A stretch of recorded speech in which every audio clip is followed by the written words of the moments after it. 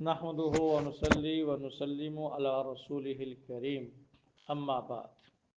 فأعوذ بالله من الشيطان الرجيم بسم الله الرحمن الرحيم فكلوا مما ذکر اسم اللہ علیہ پس کھاؤ اس میں سے جس پہ اللہ کا نام لیا گیا ہو ان کنتم بآیاتہ مؤمنین اگر آپ اس اللہ کی آیات پر ایمان رکھنے والے ہو وما لکم اور تمہیں کیا ہو گیا اللہ تاکلوا مما ذکر اسم اللہ علیہ کہ تم نہیں کھاتے اس چیز کو جس پر اللہ کا نام لیا گیا وقد فصل لکم ما حرم علیکم اور تحقیق اس نے تفصیل کے ساتھ تمہارے لیے بیان کیا ہے ان چیزوں کو جو تم پہ حرام کی گئی ہیں الا مضطررتم الیہ مگر وہ جس کی طرف تم مجبور کر دیے جاؤ وَإِنَّ كَثِيرًا لَيُضِلُّونَ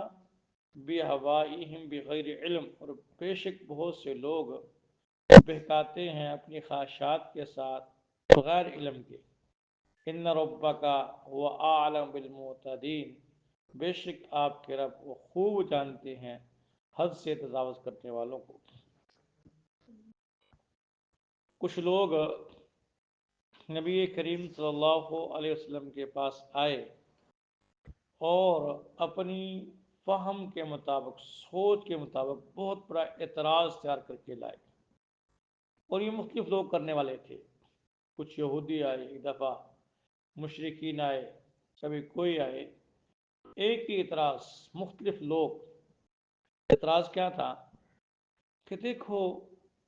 یہ جو اپنے آپ کو نبی کہتا ہے جس کو آپ مارتے ہیں اس کو کھا لیتا ہے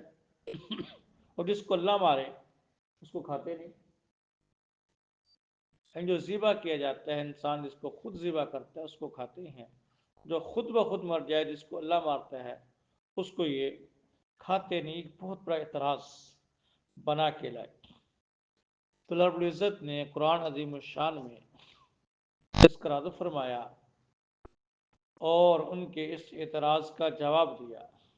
کہ دیکھو جس کو تم ذبح کر رہے ہو اس کو بھی موت اللہ ہی دیتے ہیں جو خود بخود مر جاتا ہے موت اس کو بھی اللہ ہی دیتے ہیں لیکن جس جانور پر اللہ کے نام کو بلند کیا جائے وہ حلال ہے کیونکہ اس کی جان اللہ کے نام پہ نکلی ہے چنانچہ اس کو کھانا چاہیے فَكُلُوا مِمَّا ذُكِرَ اسْمُ اللَّهِ عَلَيْهِ جس پہ اللہ کا نام لیا گیا اس میں سے کھاؤ اگر واقعی تم اس کی آیات کو مانتے ہو ایمان رکھتے ہو اور جس پہ اللہ کا نام نہیں لیا گیا تو وہ کھانے کے لائق نہیں ہے اس لیے آدمی کو کوشش کرنی چاہیے جب انسان بازار میں نکلے تو دائیں بائیں دیکھے کہ کون ایسا ہے جو تکبیر کا اہتمام کرتا ہے ورنہ ہم نے بازاروں میں دیکھے مرغی ذبح کر رہے ہوتے ہیں کسائی اپنے بڑے جانور کو ذبح کر رہے ہوتے ہیں دین سے اتنے دور ہوتے ہیں کہ وہ بجائے اس وقت اللہ کے نام لینے کے وہ اپنی باتوں کے اندر مشغول ہوتے ہیں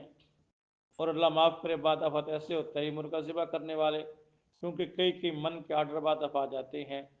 وہ باتیں کر رہے ہوتے ہیں ادھر سے گالیاں نکال رہے ہوتے ہیں پتہ نہیں کیا کچھ کر رہے ہوتے ہیں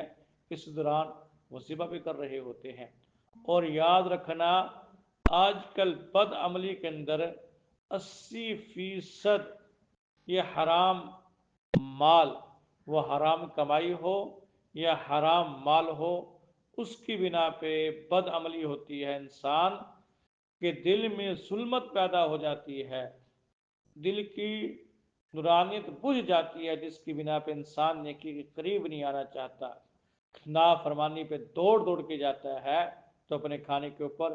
نظر کرنی چاہیے ہمارے مشائخ تو یہ فرماتے ہیں کہ کوشش کرے کہ انسان بازار کا بنا ہوا کھانا استعمال نہ کرے نہ جانے کن لوگوں نے بنایا ہے وہ پاک بھی تھے کہ